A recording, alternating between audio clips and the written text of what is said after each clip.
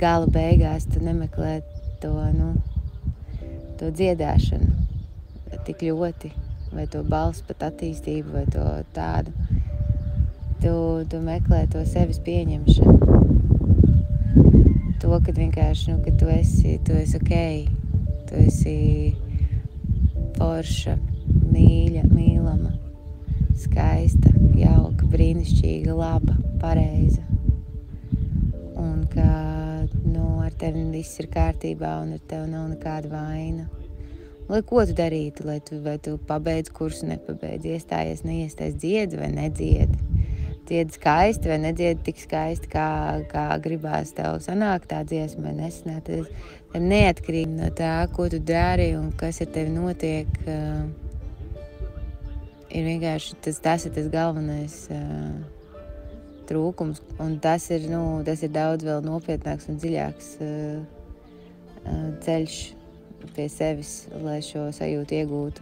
Balss un dziedāšana ir vienkārši brīnišķīgs ceļš uz sevis dziedināšanas, bet galvenais, kas īstenībā mums ir visiem vajadzīgs, tiem, kas tos vienalga vai saprot vai nesaprot, ir kaut kāds skābekļa trūkums savā prātā, apziņā, iekšējā sajūtā, kaut kāds skābeklis trūks, un tas skābeklis ir tā sevis pieņemšana. To var saukt uz dažādākajos veidos, bet jā. Tas ir skaists ceļš, un tas ir nepieciešams ceļš pilnīgi ikvienam, agrāk vai vēlāk, katram kaut kur brīdī tas viss atdurās par to, ka vienā brīdī mēs nogurstam un vienkārši mums vairs nav spēka, un mēs esam pilnīgi tā kā vienkārši gatavi jau padoties un nomirt, jo vienkārši vairs nevar vairs pat ne sekundi ilgāk padzīvot un pacīnīties tajā sevis nepieņemšanas stāvoklī. Un tas ir īstenībā ļoti skaists mirklis, tas ir skaists lūzuma punkts, kad ir iespēja beidzot visam sāk griezties uz otru pusi. Un tas, ko tas sāsta par to, kad tas sevis apspiešanas līmenis un savu sajūtu, emociju apspiešanas, tas, ko tu saki par to ķermeni, ka tu nekad neesi baigi jūtus savu ķermeni, neesi sapratusi, un tāpēc arī tās nodarbības un viss tas, kas tur jādara, ka tev tur tā kā grūti to visu pilnībā totally get it. Man tā kā ir pilnīgi skaidrs, par ko tu runā, un pilnīgi skaidrs, no kurienes tas nāk. Tā ir galvenokārt lielākā, tā milzīgas svešums pašam ar sevi sanāk tā kā starp tevi un tevi. Tas ir tevi, kā to tavu ārējo formu un kaut kādu to apziņu, un tavu iekšējo pasauli, tavam dziļajām emocijām, tavu visu skaisto, radošo, emocionālo pasauli, tavu garīgo pasauli, starp to un tavu apziņu, kas ir mūsu vienkārši ego avatara, vienkārši, tā kā apziņas, tā mazā aizberga daļiņa, tie 5%, un starp tiem 95% to visu milzīgo plašumu un to skaistumu, kas tevī viss ir, starp tiem ir milzīga vai aiza vai siena vai tā kā tas ložu necaurlaižamais stikls, ja, ka starp turien nenotiek komunikācija. Un tas jau ir agri bērnībā, jau mums sabiedrība to ir iemācījusi. Tas ir ļoti, ļoti lielai daļai cilvēku, tā kā aktuāli tīpaši dāmām. Ir vienkārši milzīga lieta, ka tu esi pilnīgā bezkontaktā pats ar sevi, kad it kā tu tā kā tu dzīvo, tā kā tu pieņem lēmumus, vai ne, tu pat zini pat kaut kādā brīdī, ko tu gribi, vai tev ir kaut kādas vēlmes tā tālāk, bet tās virspusējās, mēs operējam tikai ar virspusējo apziņu, un visi tā apakša, visas tas dziļums, viss tas skaistums un tas brīnišķīgais, milzīgā pasaule, kas mūsos vēl ir, bez tā visa, ko mēs tikai redzam, dzirdam un domājam te virspusē, tā visa mums vienkārši tikai aizvērta, vienkārši closed, not available, vienkārši nav vispār kontakts. Un tāpēc arī dziedāšana un mūzika ir tā, kas ir tas signāls, kas aicina, kas vienmēr viņš tas tā kā šamans tās no tāluma kaut kur sauc, kas tā kā mūs modina un sauc uz to sevis savienošanos ar sevi un sevis iepazīšanu un šīs sienas un nojaukšanu un savu to wholeness, savu pilnības un vienotības to panākšanu, ja? Ka tu vienkārši beigās esi pilnīgā, absolūtā saskaņā ar sevi, ar savām dziļākajām, visām savu dziļāko, skaistāko būtību. Bet jā, tev ir milzīga daļa tevis, kuru tu vienkārši nepazīsti, īsāk sakot. Un tā daļa, viņi grib dzīvot arī, viņi grib tikt redzēta, viņi grib tikt, viņai ir, tur ir vēlmes, tur ir kaisle, tur ir mīlestība, tur ir ārprātīgi stipras, skaistas un dziļas emocijas. Un viņas visas kaut kādā brīdī mēs esam iemācījušies bērnībā, saņēmuši kaut kādu vēstījumu, ka tas nav pareizi viņas just. Un ka nav ok, viņas izrādīt vai vispār ka tāds tev ir.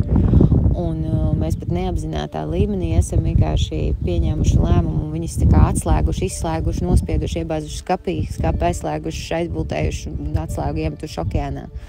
Ka tā kā nē, tās ir lietas, kuras nedrīkst būt. Un es no viņām nevaru atbrīvoties, bet tad, tā kā es nevaru no viņām atbrīvoties, jo viņas ir manī, un tas ir daļa no manis, tad es viņas vienkārši nolikvidēšu maksimāli, cik es varu kaut kur vienkārši nospiedīšu un tā tālāk. Un tad ir kaut kāds vecums, kaut kāds brīdis, katram pienāk viņa ceļojumā iekšējā un dzīves, kad vienkārši tu nevari vairs to noignorēt, tu nevari vairs turpināt to visu apspiest, izspiest, nospiest, noslēpt un tā tālāk. Viņš vienkārši tā kā pa visām maliņām nāk ārā.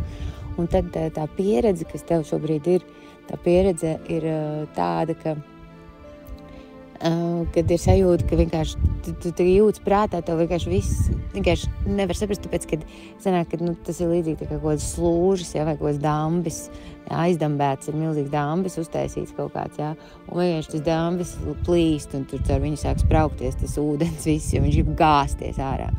Un tad tāpēc tā sajūta ir, ka tu vienkārši to visu jau vienkārši kratās, jo vienkārši nevar, vairs vispār nezinu, jo tev liekas, tu tūlīt vienkārši salūzīs, pārplīsīs un tā tālāk.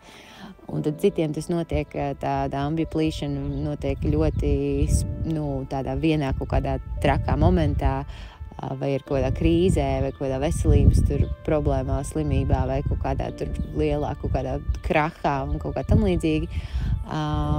Piemēram, mana vīram tā bija, bet pirms daudziem gadiem jau. Bet man, piemēram, tas tā kā nāca pakāpeniski, ka nevis tādā vienā reizē, kā viss tev plākst ar noplēšu un viss tas dambis ir vaļā, un tad tu vienkārši mēģini savākt to visu ārprātu ūdeni, kas tur gaižās cauri. Un tā tad man tas atkal notiek pakāpeniski, un tas, ko es novaru ļoti daudziem cilvēkiem, tas notiek pakāpeniski, kad tā kā dažādi tie modeļi, tur nav neviens nav pareizāks, nepareizāks, katram savs tas ceļojums ir atšķirīgs. Bet tiem, kas notiek pakāpeniski, tā kā tas izklausās, ka arī tavā gadījumā ir bet vienkārši, jau viņš ir nonācis līdz tādam jau vienkārši, epicentram, milzīgam jau gala punktam, kad viss, tagad kaut kam ir jāmainās, kaut kas ir jāsāk darīt, tad tāpēc tā sajūta ir tik neizturama, sanāk, ka tu kā vēl vari kādu laiku vēl izvilkt tajā emergency state'ā iekšējā, kādā tu dzīvo, bet tā pašā laikā arī vairs nevari, un tad ir tā kā tu kā vēl bišķiņi vari, bet arī īstenībā vairs nevari.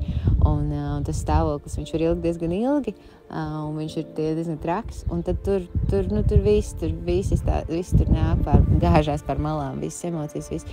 Bet tā pati galvenā problēma ir tā, ka vienkārši tu vispār neesi pazīstama pati ar sevi.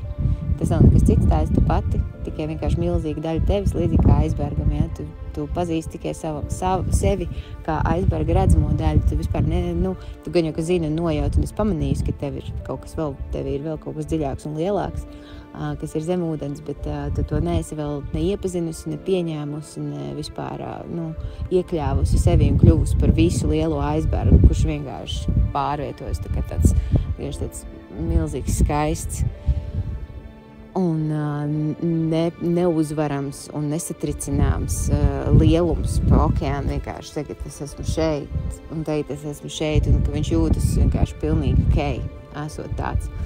Kamēr tu domā, ka tu esi tas mazais aizberdziņš, tu nesaproti, kāpēc tu gribi tā kā iet pa labi, tev vienkārši tā apakšējā daļa, viņa tev stumj pilnīgi citā virzienā, un tev ir konflikts, un tu tā kā viņi nezini, un tev nav kontakts ar to apakšējā daļu, tu vispār nesaproti, kāpēc viņi iet tajā virzienā, kas notiek, un tad tur arī ir tas viss trakums.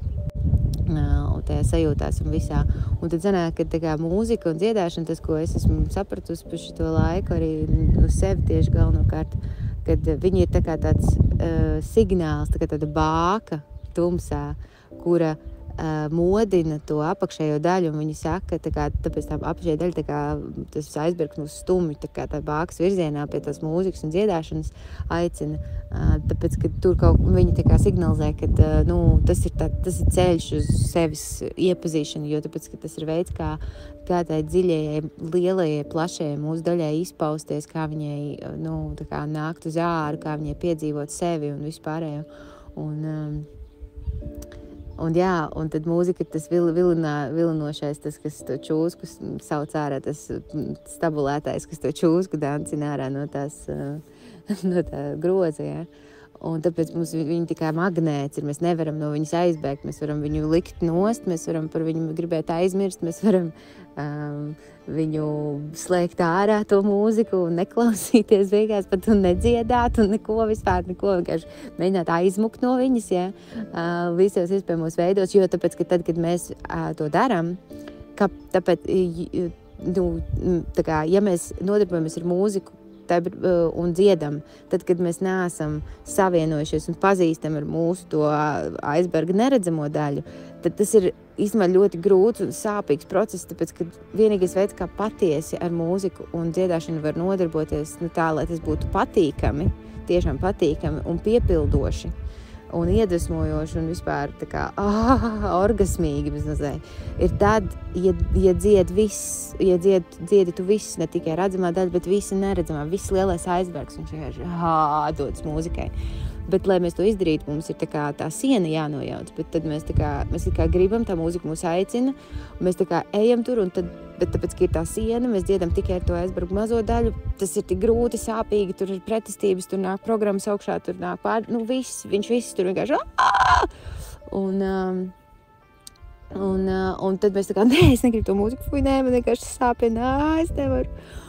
Un tad tomēr tev vienkārši atkal, tu jau nekur viņas nevar aizbēgt, jo, tu var atlikt mūžīgi, cik tu gribi, bet vienā brīdī agrāk vai vēlāk būs ar sevi jāsavienojās. Un tad tā mūzika paliek, viņa it kā ir tas mūsu mīlestības iedvesmojošais avots kaut kāds, un vienlaicīgi tas ir arī mūsu sāpju un pārdzīvojuma avots, kas mums taisa nenormāli uz apāru un vienkārši čakarē dzīvi kaut kādā ziņā, kaut kādos brīžos, un tad tāpēc ir tās visas domā, un tad ir, nē, es gribu tā, man vajag tā, vai es gribu šitā, nē, tā es negribu mācīties, labi, es gribu mācīties tā, tad tas nestrādā, un tas nav par metodēm, tas pat nav par kursiem, programmām un vingrinājumiem, un tas pat nav par dziesmām. Es to visu vienkārši izceļojos ārprāts, cik es esmu izceļojis šito ceļojumu un cik tūkstoši dažādas apgalvojumus es esmu teikusi un mēģinājusi atrast risinājumu, kas tad būs tā atslēga, kad beidzot man tā mūzikas, darbošanās mūzika nesāpēs un dziedāšana man nesāpēs un nesagādās problēmas. Kura dziesma, kurš mūzikas stils, kura valsts, kura valoda, kura balss krāsa, vai kas ir tas formāts, vai kurš koncerts, vai kura uzstāšanās, vai kura publika, vai kurš tērps, vai kas ir tas, kad man beidzot nesāpēs? Un atbildi ir tikai tad, kad tu būsi pieņēmis sevi un iemīlējis sevi un savienojies ar sevi pilnībā pa visiem 100%, nevis tikai pa 5 vai 10 vai nezinu cik. Tikai tad tas būs tik skaisti un patīkami un vienkārši brīnišķīgi un uplifting un iedvesmojoši un vienkārši maģiski un mistiski un vēl sazinu kā. Tikai tad tas būs tā, kā tu to vienmēr esi vēlējusies. Un tad nebūs pat īstenībā vispār svarīgi, objektīvi, kādas tehnikas tu māki vai nemāki, vai kā tu vispār dziedi vai nedziedi. Ja tu varēsi dziedāt un ļauties tam visam pilnībā, tad tas vispār tā interesantums, kas notiek te visā, kad balss viņa pati tur, tā kā, ja dzied dvēsele, tad balss pieskaņojās un tā kā zina, un dvēsele iedod tos rīkus balsī, kā vispār izdziedāt. Kamēr mēs neesam saskaņā ar sevi un savu dvēseli, kā balss, viņa vienkārši nezina vispār, ko viņai darīt. Un tad vienkārši tas, kas te notiek mūsu kursā, Un skolā ar visu to, ka, lai cik tas var izskatīties no ārpuses, pat kaut kāds neveiksmīgs, piemēram, mēģinājums citiem, vai kaut kāds, ka bļāviens man nesnāk, vai man nobesīja, vai nē, es negribu šito vispār, vai man tā kā apnīk, vai vēl kaut kas. Tas īstenībā vienalga ir tas uzdevums tajā programmā. Es tikai tagad saprotu to, jo tad, kad mēs viņu sākām veidot, mēs jau bijām atdevušies augstākajiem spēkiem un visumam, lai viņš mūs vada un dziedina, jo mums pašiem tā dziedināšana bija nepieciešama, un visa skola ir bijusi dziedināšana priekš manis šajā visā tēmā. Un tagad es tikai saprotu, ka tā kā, tas ir instruments, kurš mūs visus dziedina katru savā veidā. Un tas vienam var būt caur programmas visu iziešanu un sevis atvēršanu un iepazīšanu, kā tas daudziem ir noticies, un vienkārši savienošanos, un tad vienkārši atvērtību un vispārējo un tā tālāk. Citam tas ir caur to, ka vienkārši, es nevaru vienkārši, un tas caur izmisumu, kas nāk, tāpēc, ka nespēju tikt tam cauri vai visam pretestībām, visam tam, ko piedzīvo, kā līdzīgi, kā tu apraksti, un tad vēl daudz dažādos veidos, kā nu kuram, ja, un tāpēc nav tāds viens pareizais veids, kā pat šī skola ir jāiziet vai jāpabeidz. Galvenais ir pats labākais, ja tu viņai esi nonākusi un tev notiek šis process, tad jau viss darbiņš ir galvenais, pats pamata akmens ir izdarīts. Tas kraks ir noticis, un tagad ir tikai vienkārši zieda, kad auglis ir nogatavojies, ja, un tad viņš var sākt tikai tagad vērties vaļā, un tad tas viss ceļš var sākt atvērties un pavērties. Un nobeigumā, respektīvi, tas arī ir tas, kad kamēr nenotiks tā pilnīga sevis pieņemšana un savienošanās un atvēršanās un būšana sevī pa 100%, tikmēr nebūs neviens rīks objektīvi, kas palīdzēs. Jo tas ir, mēs nekur no viņa neaizbēgsim. Tādā ziņā, ka tā sevis pieņemšana viņai būs jānotiek šā vai tā, kaut kā, vienā vai citā veidā, agrāk vai vēlāk. Tas ir tas, uz ko mūs šitas vējš pūš. Viss ir ļoti skaisti, tu esi ļoti skaista, tev ir ļoti skaista balss, tev ir ļoti skaista sirds. Tā arī turpina ļauj viņai atdzimt, atvērties, parādīties, savienoties ar viņu un sāc viņu pieņemt un iemīlēt. Tie nav vienkārši vārdi, tas ir reāls tehnisks process, kaut kādā ziņā pat ir ļoti praktisks process, kā to darīt un kā līdz tam nonākt. Un jā, tā, kad tas ir tas, ko es tev šobrīd novēlu un aicinu un viss. Super, viss. Uz saziņu un bučas, čau!